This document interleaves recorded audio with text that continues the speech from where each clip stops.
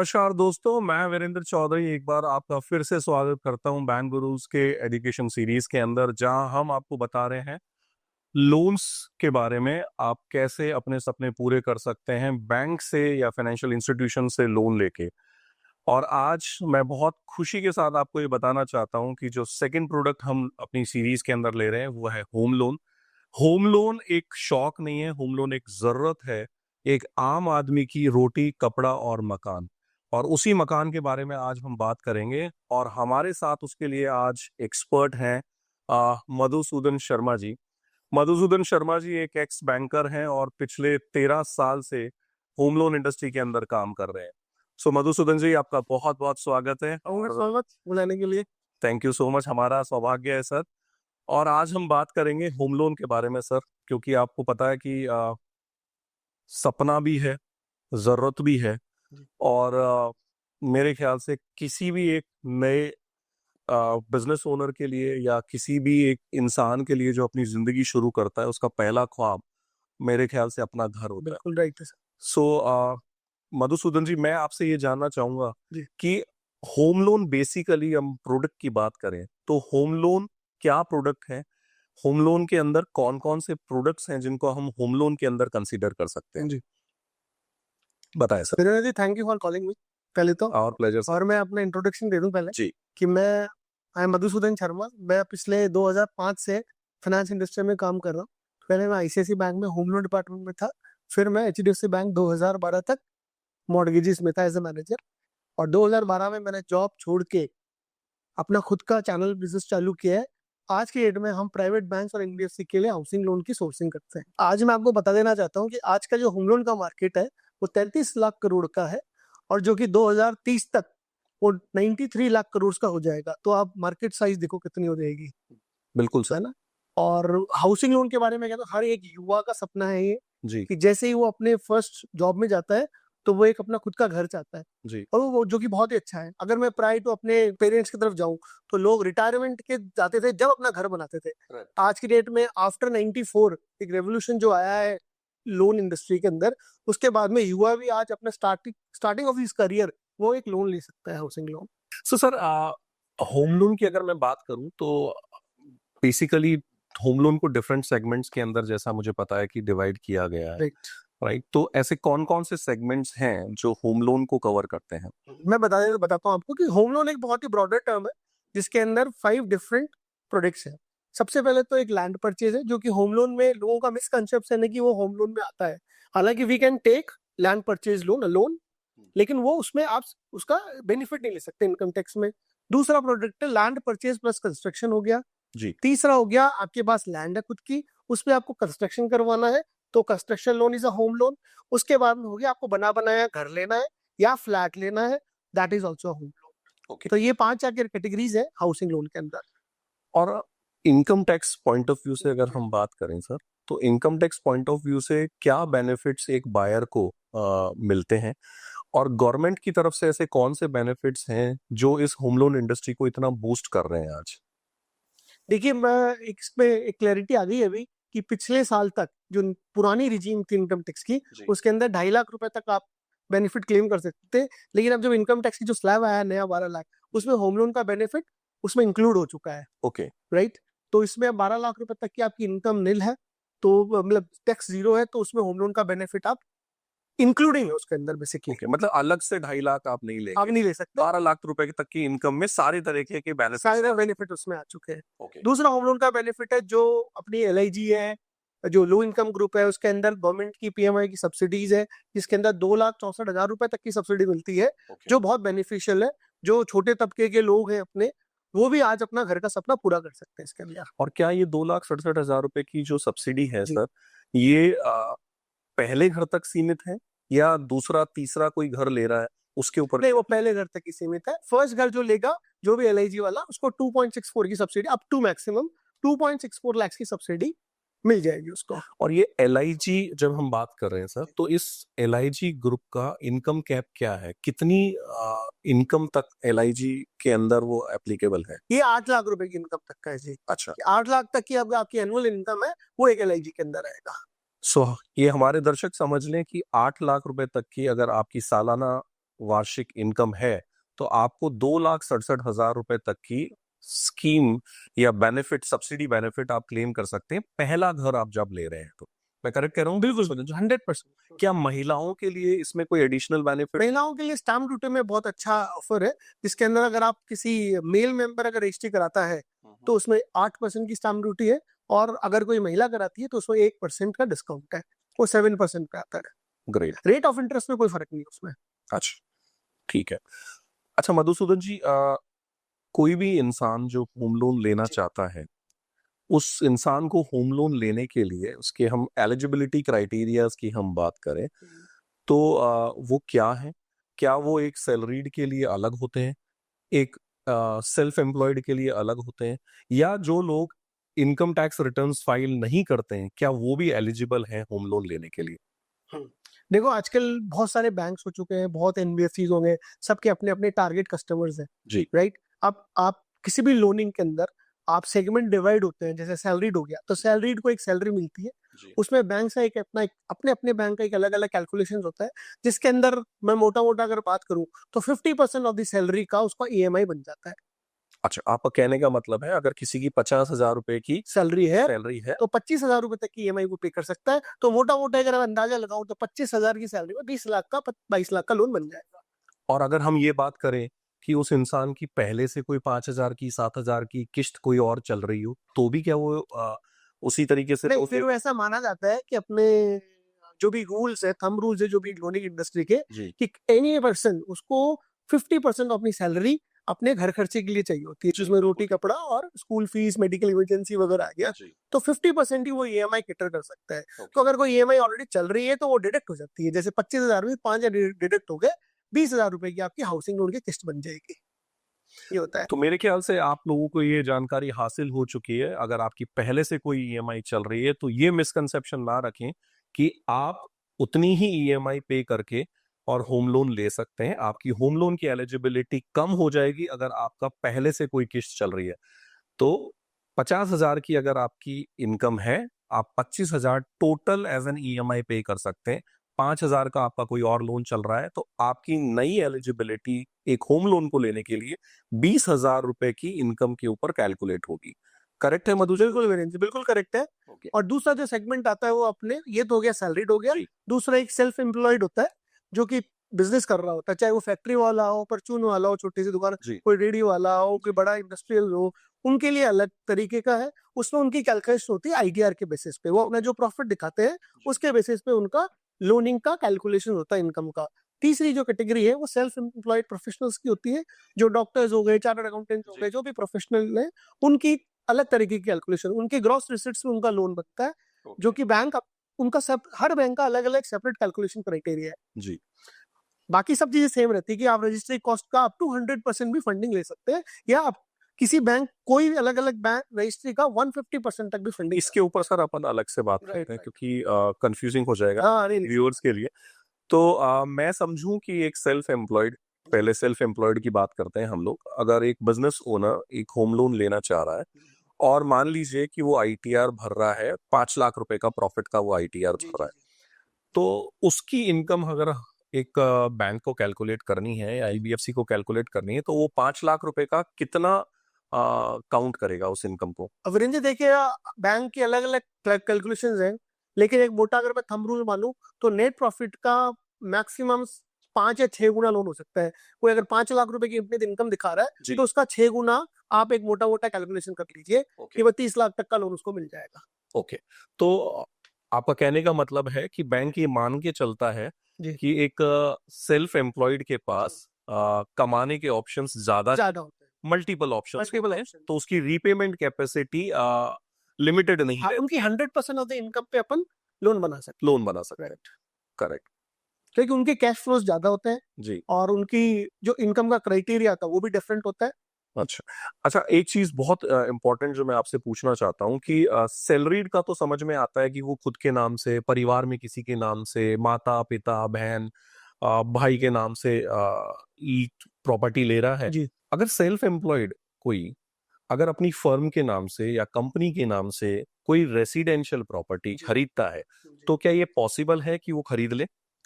Possible तो है, खरीद सकता है, लेकिन उसको फिर टैक्स बेनिफिट नहीं मिलता होम लोन का। अच्छा दैट विल बी, वो जो लोन होगा वो होगा मॉर्गेज लोन के अंडर में, जो कि होम लोन का बेनिफिट नहीं मिल सकता उसमें। कंपनी के नाम से आप हाउसिंग लोन ले सकते हैं, but it's not basically housing loan, it will be a mortgage loan, purchase mortgage loan. Okay. अब जैसे सर क्योंकि सैलरीड के लिमिटेड ऑप्शंस है, उसका एक इनकम सोर्स है, उसी के अनुसार वो लोन ले सकता है। जी वीरेंद्र जी। अब मान लीजिए एक परिवार के अंदर मल्टीपल अर्निंग मेंबर्स हैं, जी। है ना? पिता है जो एक सरकारी कर्मचारी है, बेटा है जो एक प्राइवेट कंपनी के अंदर नौकरी करता है, और उन्होंने एक घर पसंद किया है जिसकी कीमत 1 करोड़ रुपए है। जी। और उनकी लोन की एलिजिबिलिटी अगर हम पिता के हिसाब से देखें तो उनकी लोन की एलिजिबिलिटी, उनको चाहिए 80 लाख रुपए का लोन, और उनकी एलिजिबिलिटी बन रही है मान लीजिए 60 लाख रुपए। जी। वो दे तो सकते हैं ईएमआई, परिवार रूप से एक सामूहिक परिवार के रूप में वो ईएमआई दे सकते हैं।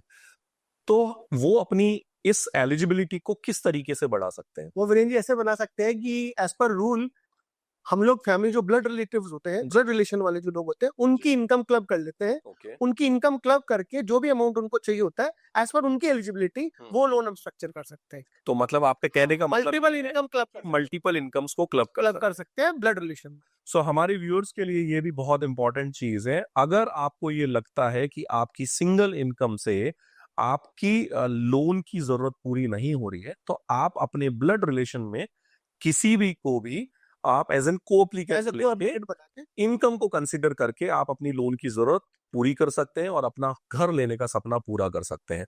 तो जब भी आप किसी बैंक से बात कर रहे हैं तो अपने मल्टीपल इनकम ऑप्शंस बैंक को जरूर बताएं, जिससे फर्स्ट हैंड ही बैंक आपको ये सजेस्ट कर सके कि आप इस व्यक्ति को लोन के ऊपर कोअप्लिकेंट ले लें, जिससे आपकी मैक्सिमम इनकम कैलकुलेशन हो सके। अच्छा, एक और सवाल सर मेरा आपसे है कि क्या जो दूसरा व्यक्ति जिसको हमने लोन के ऊपर लिया है, वो कभी अगर लोन लेता है तो क्या उसकी एलिजिबिलिटी इस लोन पे आने से इम्पैक्ट होती है? अगेन फिर मैं कहना चाहता हूँ कि जितना उसकी इनकम का जो लोन ईएमआई का पार्ट है उतनी ऑब्लिगेट होगी। हाँ। बाकी वो भी उसके अपने अदर इनकम, जो इनकम उसकी एक्स्ट्रा ली है, हाँ। उस पे वो लोन ले सकता है। कहने का मतलब आपका ये है कि मान लीजिए 25,000 रुपए हमने उनकी इनकम में से लिया है, जी। राइट? हाँ। और उनकी इनकम 1 लाख रुपए है, 1 लाख रुपए है, बाकी 75,000 रुपए वो लोन ले सकता है। बाकी 75,000 वो जी। एक एडिशनल लोन अगर लेना चाहे तो बिल्कुल ले सकता है। Thank you so much sir, ये जानकारी बहुत इंपॉर्टेंट है क्योंकि बहुत बड़ा कंफ्यूजन है इनके पीछे। नहीं, कई लोगों को अपन जाते हैं डेली बेसिस में तो उनको कंफ्यूजन रहता है, क्या मेरी इनकम इतनी है, क्या मैं उनको अपने वाइफ के नाम से लोन ले सकता हूँ, क्या मैं अपनी वाइफ पिताजी को जोड़ सकता हूँ। कई लोग मैं क्या अपने भाई को, सबको जोड़ सकते हैं, ब्लड रिलेटिव में है, ब्लड रिलेशन में सॉरी, तो सबको जोड़ सकते हैं। ग्रेट। अब मुद्दा आता है सर, इनकम का मुद्दा हमने समझ लिया। मेरे ख्याल से व्यूअर्स को हमारे समझ में आ चुका है कि वो अपनी इनकम को कैसे यूज कर सकते हैं अपना सपना पूरा करने के लिए। दूसरी एक बहुत जो इंपॉर्टेंट चीज है सर, वो आती है कि प्रॉपर्टी जो वो खरीदना चाह रहे हैं, उस प्रॉपर्टी के अगेंस्ट वो कितना लोन मैक्सिमम परचेज कर सकते हैं। जब वो एक बना बनाया घर खरीद रहे हैं, जब वो एक लैंड परचेज कर रहे हैं, या वो एक लैंड परचेज करके उसके ऊपर घर बनाना चाह रहे हैं, और या फिर वो सिर्फ कंस्ट्रक्शन करना चाह रहे हैं। तो मैं आपसे हर पैरामीटर पे ये जानना चाहूंगा कि कैसे कैसे प्रॉपर्टी की वैल्यू के हिसाब से लोन बैंक्स ऑफर करते हैं या एनबीएफसीज ऑफर करती हैं। तो मधुसूदन जी, जैसा मैं आपसे पूछ रहा था कि जब कस्टमर प्रॉपर्टी डिसाइड कर लेता है, एक घर या जमीन कोई डिसाइड कर लेता है, तो उसके ऊपर किस तरीके से वो ये असेस करे कि उसको कितना लोन मिल जाएगा, राइट? क्योंकि हिंदुस्तान के अंदर जैसा अमूमन देखा गया है, प्रॉपर्टी की एक्चुअल वैल्यू के अंदर और परचेज वैल्यू के अंदर और जिसके लिए लोन अप्लाई करता है कस्टमर, उसके अंदर बहुत डिफरेंसेस हैं। सो वही मैं, सैलरीड के लिए तो वो डिफरेंस मायने नहीं रखता, लेकिन सेल्फ एम्प्लॉयड के अंदर वो 1 नंबर का पैसा और 2 नंबर का पैसा, उसका बहुत डिफरेंस होता है। तो हम एक एक करके बात करते हैं। पहले हम एक बनी बनाई प्रॉपर्टी की बात करते हैं कि एक कस्टमर एक बनी हुई प्रॉपर्टी लेना चाह रहा है, तो उस बनी हुई प्रॉपर्टी के ऊपर अगर वो लोन लेना चाह रहा है तो उसको लोन कितने तक का मिल सकता है, रजिस्ट्री वैल्यू का कितने का मिल सकता है, और एक्चुअल वैल्यू का कितने का मिल सकता है। क्योंकि अगर डिफरेंस है तो वो डिफरेंस तो रहेगा ही रहेगा। तो ये आप बताइए कि कैसे। देखिए, मैं बताता हूँ आपको कि अगर लोन का रजिस्ट्री वैल्यू अगर 30 लाख तक की है, तब तो 90% ऑफ दी रजिस्ट्री कॉस्ट का लोन मिल जाता है, ओके और अगर ओवर एंड अबव रजिस्ट्री है जी तो 75% ऑफ द कॉस्ट का लोन मिल जाता ओके है ना। और उसके बाद में अलग बैंक्स के अलग अलग रूल्स है कि वो कोई बैंक 100% भी करता है, कोई 150% तक भी करता है। तो कस्टमर की रिक्वायरमेंट अगर ज्यादा है तो बैंकों के पास ऐसे प्रोडक्ट्स हैं जी जिससे कि वो उनकी जो रिक्वायरमेंट है वो पूरी कर सकेंगे। ओके सर, एक डीएलसी रेट होता है, जी एक मार्केट रेट होता जी। है, ये क्या चीजें हैं? मतलब इसमें क्योंकि बहुत सारे लोगों को मैंने इसमें कंफ्यूज होते हुए देखा है जब वो लोन अप्लाई करते हैं। तो what is DLC rate and what is market rate? देखिए, इसमें वैसे तो ओपनली तो बात कर नहीं सकते, लेकिन मैं क्लेरिफाई कर देता हूँ कि मार्केट रेट होती है जो सेलिंग रेट होती है, ओके और डीएलसी रेट होती है जिसपे गवर्नमेंट स्टैम्प ड्यूटी चार्ज करती है अपना। ओके तो बेसिकली जो बैंक फंडिंग करता है वो डीएलसी रेट पे ही करता है, जो रजिस्ट्री कॉस्ट होती है that is DLC rate. Okay लेकिन मान लीजिए अगर किसी कस्टमर को डीएलसी रेट से ज्यादा चाहिए तब क्या करेगी? डीएलसी रेट है तो बैंक के पास बहुत सारे प्रोडक्ट्स है वीरेंद्र जी, जी इसके अंदर वो अप टू रजिस्ट्री कॉस्ट के 150% तक भी फंड कर सकते अच्छा हैं। और कोई बैंक की मैं बता देना चाहता हूँ आपके व्यूअर्स को जी कि आज की डेट में कई बैंकों ने अप टू 200% भी चालू कर दिया है। ओके ठीक है, उसके वो और अलावा भी अगर किसी को चाहिए फंडिंग जी तो वो होम लोन में नहीं होके वो इक्विटी में भी प्राप्त कर सकता है लोन अपना। अच्छा तो जिसकी जो फाइनेंशियल रिक्वायरमेंट है वो पूरी हो सकती है। आज का सिनेरियो ऐसा है मार्केट का। ओके तो ये तो हमने बनी हुई प्रॉपर्टी की बात करी। जी। मैं व्यूअर्स को ये बताना चाहता हूं कि आप रजिस्ट्री वैल्यू का अप टू 100%, अप टू 150% तक भी लोन अवेल कर सकते हैं बैंक्स के या फाइनेंशियल इंस्टीट्यूशंस के माध्यम से।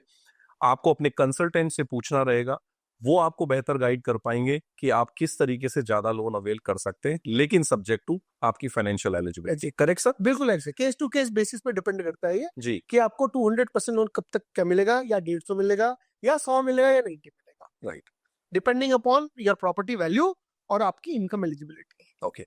अब यही बात जब हम लैंड परचेज की करते हैं सर, जी। उस केस के अंदर कैसे वही सेम कैलकुलेशन वीरेंद्र जी। अगर लैंड की जो रजिस्ट्री कॉस्ट है हम्म, वो अगर 30 लाख रुपए है तो 90% ऑफ द वैल्यू का मिल जाएगा, जी और 30 लाख से ऊपर है तो 75% ऑफ द रजिस्ट्री कॉस्ट मिल जाएगा। रजिस्ट्री कॉस्ट का मिल जाएगा। जी और मान लीजिए अगेन सवाल मेरा वही है, यहाँ भी मान लीजिए कोई 1 करोड़ की जमीन खरीद रहा राइट है ना, और उसकी रजिस्ट्री की वैल्यू 50 लाख रुपए, जी। करेक्ट, और कस्टमर को 70 लाख रुपए का लोन चाहिए, तो बैंक कैसे फंड करेगा या उसको क्या ऑप्शंस हैं जिससे वो 70 लाख रुपए अवेल कर सकता है?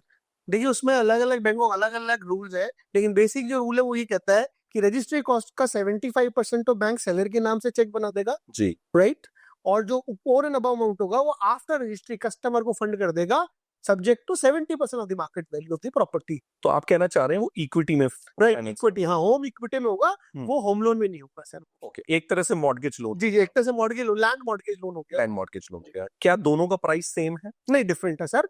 होम 50 पैसे ऊपर रहता है वो। अच्छा हाउसिंग लोन का प्राइस अगर 7.5% है जी या 8% है तो वो 50 पैसे ऊपर रहेगा, 8.5% पे या 8%, वट एवर जिस बैंक की जो रेट हाउसिंग लोन की। ठीक है। तो हमने बात की अभी लोन कंस्ट्रक्टेड प्रॉपर्टी पे आप किस तरीके से ले सकते हैं, कैसे मैक्सिमम लोन अवेल कर सकते हैं। दूसरा, आप लैंड परचेज कर रहे हैं तो उसके ऊपर कैसे कर सकते हैं। अब तीसरा आते हैं सर इंपॉर्टेंट, कंस्ट्रक्शन। बहुत सारे परिवार ऐसे हैं जिनके पास जमीनें पुश्तैनी जमीनें हैं, और अब या तो वो लैंड थी उसके ऊपर बनाना चाहते हैं, या पुराने मकान को ध्वस्त करके और वो नया मकान बनाना चाहते हैं, तो वहां पे बैंक किस तरीके से फाइनेंस? उसके अंदर एक प्रोविजन है सर कि बैंक अगर कस्टमर खुद की प्रॉपर्टी और वो कंस्ट्रक्शन लोन लेना चाहते हैं जी तो एक कंस्ट्रक्शन एस्टिमेट लगता है आर्किटेक्ट से ओके कि भाई आप कितने का कंस्ट्रक्शन कराना चाहते हैं। जी तो जो भी कंस्ट्रक्शन एस्टिमेट देगा कस्टमर, हम्म, उसका 85% तक बैंक फंड कर देता है। अच्छा अगर आपके पास लैंड है, आपका 1 करोड़ का आपने एस्टिमेट दिया कि मैं 1 करोड़ रुपए लगाऊंगा, तो उसका 85 लाख तक कस्टमर को बैंक लोन दे देता है। और इसमें क्या क्या कवर हो सकता है सर? सिर्फ सिविल या इंटीरियर्स भी कवर होता है इसके अंदर? इसमें सब जो आर्किटेक्ट जो एस्टिमेट बना के देगा उसमें सिविल भी और आपका कंस्ट्रक्शन भी, एवरीथिंग। अच्छा खाली इमूवेबल, मूवेबल नहीं होगा। आपने सोफा लाना है, आपने अच्छा फ्रिज लगाना है, आपने टीवी लगाना, वो नहीं। अच्छा फिक्स जो आपके होम लोन में इमूवेबल जो सामान लगाना, that will be into home loan. So आप अगर अपना घर बनाना चाह रहे हैं तो निश्चिंत होके बनाइए, क्योंकि 85% तक आपकी कंस्ट्रक्शन एस्टिमेट का पैसा आपको बैंक मुहैया करा देगा, अगेन सब्जेक्ट टू आपकी इनकम एलिजिबिलिटी। तो thank you so much Madhusudan ji ये क्लैरिटी देने के लिए, क्योंकि बहुत जरूरी था ये। अब हम बढ़ते हैं सर, जब प्रॉपर्टी फाइनल हो गया है, जी। लोन कितना मिलेगा ये फाइनल हो गया है। अब इंस्टीट्यूशन का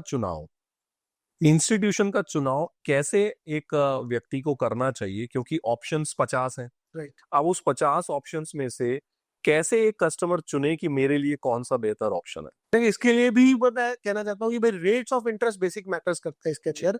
और आज अपने जो इंडियन मार्केट है, फाइनेंशियल मार्केट है, उसमें कैटेगरी ऑफ कस्टमर्स डिफाइंड है, जी।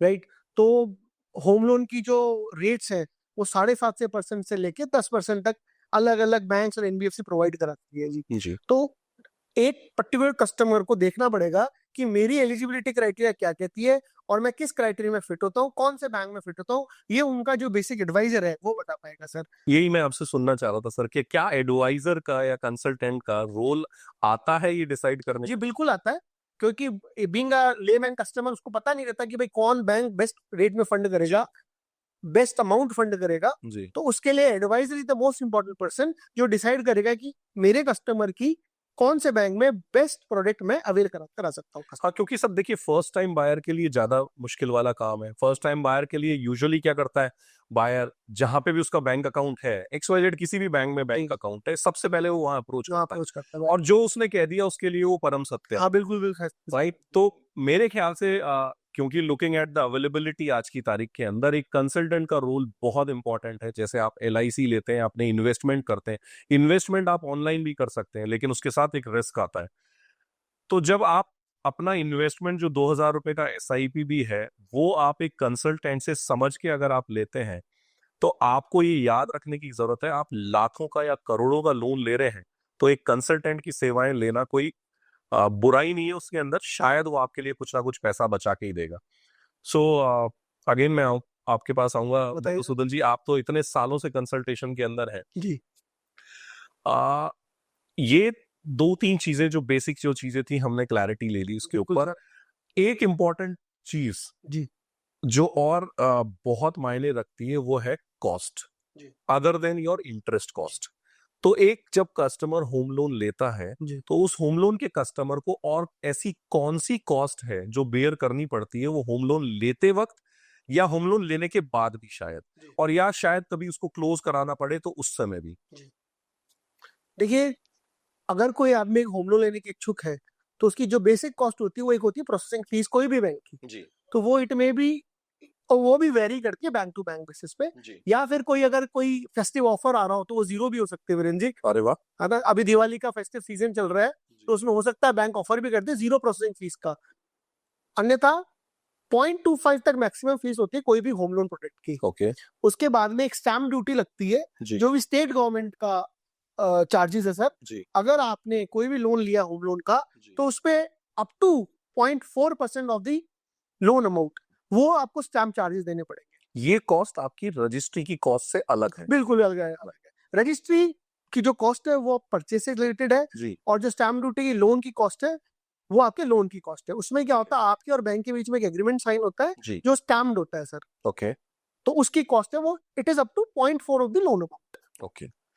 और क्या कस्टमर इसमें भी कोई नेगोशिएशन कर सकता है? स्टैम्प ड्यूटी में कोई नेगोशिएशन नहीं क्योंकि वो गवर्नमेंट की है, उसके लिए गवर्नमेंट डिपेंड करता है कि वो क्या करता है। और वही वाली बात है कि आप एक ही जगह है जहां कभी नेगोशिएट नहीं कर सकते, और वो है गवर्नमेंट।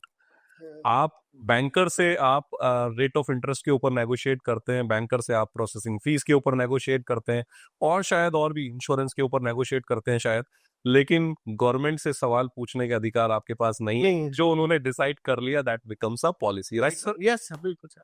ओके। सो सर, ये हमने परचेज के बारे में बात कर ली। होम लोन का प्रोडक्ट एक बहुत लंबे समय का प्रोडक्ट है, 15 साल 20 साल, शायद सैलरीड के लिए जितना मैं समझता हूँ 30 साल तक 30 साल भी मिलता है। लोन मिलते हैं, राइट? सो अब मैं आपसे ये जानना चाहता हूँ कि 30 साल का लोन है, उस 30 साल के अंदर बहुत बार इकोनॉमिक कंडीशंस चेंज होती हैं एक कंट्री की, राइट? जी सर। और जो आपके रेट ऑफ इंटरेस्ट हैं वो भी बहुत वेरी करते हैं, करेक्ट? और उसमें रेट घट भी सकती है, उसमें उसमें रेट बढ़ भी सकती है। घट रही है तो मेरे ख्याल से कोई प्रॉब्लम नहीं, बेनिफिशियल है। लेकिन अगर रेट बढ़ रहे हैं सर, तो उस केस के अंदर कस्टमर के पास क्या ऑप्शन है कि वो अपनी इंटरेस्ट की कॉस्ट को कम कर सके या बचा सके? सर उसमें 2-3 ऑप्शन है। एक तो कस्टमर पार्ट पेमेंट डाल सकता है, ओके, जिससे क्या होता है कि भाई उसका लोन जल्दी चुक जाता है, क्योंकि वो जो भी आप पार्ट पेमेंट डालेंगे वो प्रिंसिपल में एडजस्ट होता है। अच्छा, दूसरा ऑप्शन है बैलेंस ट्रांसफर का। ओके, उसमें क्या होता है कि आप अपने फिर लोन काउंसलर से पूछ सकते हैं, अपने एडवाइजर से पूछ सकते हैं कि उस पर्टिकुलर सिनेरियो में कौन सा बैंक बेस्ट रेट दे रहा है। तो उस आपके लोन को आप वहां से बैलेंस ट्रांसफर करके उस बैंक में शिफ्ट कर सकते हैं, जिससे आपकी जो ऑब्लिगेशन है वो कम हो जाएगी सर, और आपका इंटरेस्ट कॉस्ट भी बचेगा। Okay. And it is always advisable कि अगर ऐसा कुछ है तो आप बैलेंस ट्रांसफर करें। मिनिमम कितना डिफरेंस होने पे सर ये ट्रांसफर करना चाहिए? क्योंकि मेरे ख्याल से आप ट्रांसफर करेंगे तो उसका अपना एक कॉस्ट है, process sir loan amount cost depend करता है ये। जी, अगर किसी का लोन 30 लाख का है तो 1% भी मैटर नहीं करेगा। जी, किसी का लोन 5 करोड़ का है तो 5 लाख रुपए 50,000 रुपए मंथली ईएमआई का बिल्कुल, सेविंग हो जाएगा। जी, तो it depends upon the concern to concern. Okay, फिर अगेन मैं आपको फिर बोलूंगा, फिर इनसे से पूछे आप, जितने भी इनके आपके कस्टमर है वो इनसे पूछे करेक्ट। सारे एडवाइजर से कि भाई मेरा लोन शिफ्ट कराने में कितना फायदा। सो मधुसूदन जी, मेरी फाइनेंशियल इंडस्ट्री की जो इतने सालों की जो भी नॉलेज है उसके हिसाब से मुझे ऐसा लगता है कि जब एक कस्टमर लोन लेता है तब वो सारी नेगोशिएशंस करता है, राइट? वो सारी चीजें जानना चाहता है। लेकिन लोन लेने के बाद आप देखेंगे कि वो बिल्कुल साइलेंट जोन में चला जाता है, जहां उसको कोई फर्क नहीं पड़ रहा है कि उसका रेट ऑफ इंटरेस्ट ज्यादा हो गया है, कम हो गया है। तो मुझे ऐसा लगता है कि अपने फाइनेंशियल कंसल्टेंट या लोन कंसल्टेंट के साथ आ, हमेशा कनेक्टेड रहना बहुत इंपॉर्टेंट है, क्योंकि वो ही है जो आपको, जिसने आपको पैसा उस समय बचाया था जब आप लोन ले रहे थे। जी जी और आगे गोइंग फॉरवर्ड इतने सालों का लोन है, 15 साल, 20 साल, 30 साल का लोन है, लाखों रुपए का इंटरेस्ट आप पे कर रहे हो। तो एक तरफ से एक तरफ आप मेहनत कर रहे हो, कमा रहे हो, राइट? आप एक एक रुपए के लिए नेगोशिएट कर रहे हो, अपने वेंडर्स के साथ नेगोशिएट कर रहे हो, अपने सप्लायर्स के साथ नेगोशिएट कर रहे हो। और दूसरी तरफ आप अपना ही एक लोन चल रहा है जिसके अंदर आप लाखों रुपए का इंटरेस्ट आप पे कर रहे हो विदाउट इवन थिंकिंग, राइट? सो मेरे ख्याल से ये आप एग्री करेंगे कि ये कंसल्टेंट का रोल बहुत इंपॉर्टेंट हो जाता है ऐसी सिचुएशन के अंदर। जी, बिल्कुल आप सही कह रहे हैं सर। मतलब मैं ये कह रहा था, तो आपका जो कंसर्न है लोन एडवाइजर और कस्टमर दोनों का वाइस वर्सा रिलेशनशिप होना चाहिए उसमें। जी, लोन एडवाइजर का भी इक्वली इंपॉर्टेंट रोल है उसमें। उसको गाइड करना चाहिए अपने कस्टमर को कि भाई ये रेट चल रही है, ये फाइनेंशियल सिनेरियो चेंज हुआ है, जी, ये इकोनॉमिक कंडीशन चेंज हुई है, तो उसमें क्या करना चाहिए। वाइस वर्सा कस्टमर को भी, जैसे अपना मैंने नॉर्मली देखा है कस्टमर इन्वेस्टमेंट करता है म्यूचुअल फंड्स में, शेयर मार्केट में, तो डेली देखता है उसको, डेली देखता है, है राइट? ना। लोन्स में वो लेके भूल जाता है। लेके वो जब याद करता है जब उसको रिक्वायरमेंट होती है फंड्स की, जबकि उसको हर ईयरली बेसिस पे अपना एनालिसिस करना चाहिए। जी, रिपेमेंट शेड्यूल्स होते हैं, ट्रैक रिकॉर्ड्स होते हैं, उनको देख के कि मैंने कितना इंटरेस्ट कॉस्ट दे दी है, या मैं इसको कैसे और कम कर सकता हूँ। काम कर सकते, तो दोनों का रिलेशनशिप वाइस वर्सा है सर, कि राइट? दोनों को होना चाहिए, जिससे कि इंपॉर्टेंट, और फिर यहाँ पता चलती है कि importance of a loan adviser जी, कंसल्टेंट की, वो अपने कस्टमर की कितनी तरह से सर्विस कर। Basically it is service industry. जी, तो the more service you will give, the more business you will get. जी, करेक्ट। सो मेरे ख्याल से अब आपको समझ में आ चुका होगा कि आपको अपने लोन कंसल्टेंट से हमेशा कनेक्टेड रहना है, क्योंकि वो आपको सालों साल पैसा बचा के देगा। सो मधुसूदन जी, एक बहुत इंपॉर्टेंट सवाल मेरे जहन में आया है कि जब कस्टमर लोन ले लेता है, एक तो वो नॉर्मल कोर्स में चुका रहा है ये अपने ईएमआई के फॉर्म में, so it is a long process. अब कस्टमर को लोन को जल्दी चुका देने के लिए एक ही तरीका है कि वो उसमें एडिशनल फंड्स डाले, मतलब पार्ट पेमेंट्स डाले। तो क्या होम लोन के अंदर पार्ट पेमेंट या प्री पेमेंट के ऑप्शंस अवेलेबल हैं? बिल्कुल अवेलेबल है सर। और मैं ये बात बताने से पहले एक बात बोलना चाहता हूँ कि अगर आप पार्ट पेमेंट नहीं करेंगे, जी, तो पुरानी बड़े लोग कह के गए कि दादा खरीदे और पोता भरते। हाँ, हाँ। तो दादा लोन लेगा और पोता भी नहीं चुका हुआ है। हाँ। बिल्कुल तो करेक्ट। कहने का मतलब ये है कि आपको पार्ट पेमेंट करना ही चाहिए। जी, और पार्ट पेमेंट और प्री पेमेंट में कोई चार्जेस नहीं हाउसिंग। ओके। और कस्टमर अगर पूरा लोन क्लोज करना चाहे तो? पार्ट पेमेंट में भी कोई चार्जेस नहीं और फुल पेमेंट में कोई चार्जेस नहीं, नील चार्जेस। ओके, क्योंकि housing loan is a priority sector lending, okay, उसके अंदर closure charge is 0। Okay. So viewers, आपके लिए ये बहुत इंपॉर्टेंट है जानना कि अगर आपको अपना लोन से मुक्ति पानी है जल्दी से जल्दी, तो आप उसके अंदर छोटे छोटे पार्ट पेमेंट्स कर सकते हैं। जैसे जैसे आपकी सेविंग्स होती है या कोई और सोर्स ऑफ इनकम से अगर आप पैसा जनरेट करते हैं, तो अपने होम लोन में डाल दीजिए, क्योंकि वो आपके प्रिंसिपल आउटस्टैंडिंग में से सीधा कम होगा और जिसके कोई भी चार्जेस नहीं है। इनफैक्ट, अगर आपको लगता है कि आपके पास इतना फंड्स अवेलेबल है जिससे आप अपना पूरा लोन भी चुका सकते हैं, तो आप पूरा पैसा भी एक साथ चुका सकते हैं, अगेन उसके ऊपर कोई भी चार्जेस नहीं है। करेक्ट मधुसूदन? राइट, करें, बिल्कुल करें। सो मधुसूदन जी, एक कस्टमर ने प्रॉपर्टी डिसाइड कर लिया है, एक कस्टमर रेडी है लोन लेने के लिए। अब उस कस्टमर को ऐसे कौन से डॉक्यूमेंट्स हैं जो प्रिपेयर करने की जरूरत है एक होम लोन के लिए अप्लाई करने के जी। लिए?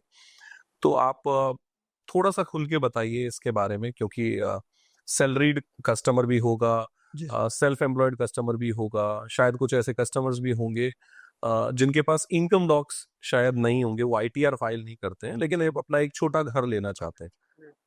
तो उस पर थोड़ा सा प्रकाश डालिए सर।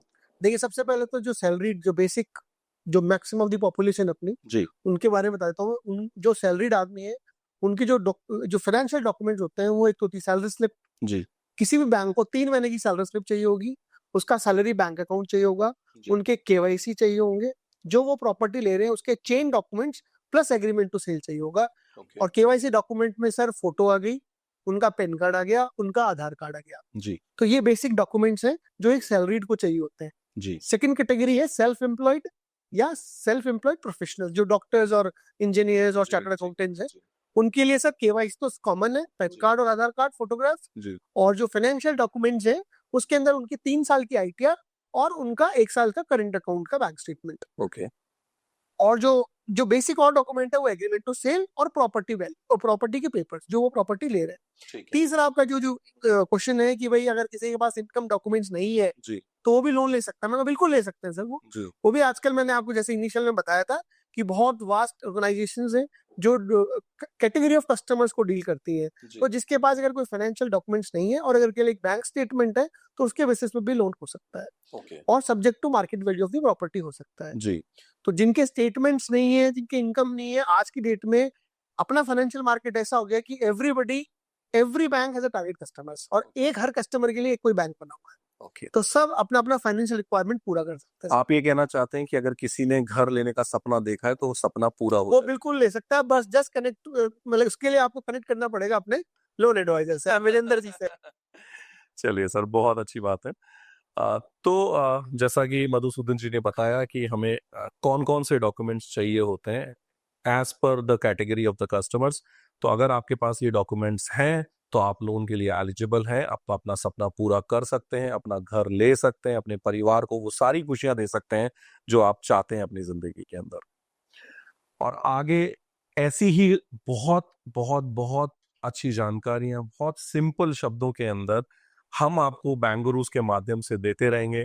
एक बार फिर हम एक नए प्रोडक्ट के साथ अगले अपने पॉडकास्ट में आएंगे और आपको एक नए मेहमान से मिलाएंगे जो आपको अपने नए फाइनेंशियल प्रोडक्ट के बारे में बताएंगे और कैसे आप वो बैंक्स के या एनबीएफसी के थ्रू पैसा लेके अपने सपनों को पूरा कर सकते हैं। हम आपके सहायक बनेंगे उसके अंदर।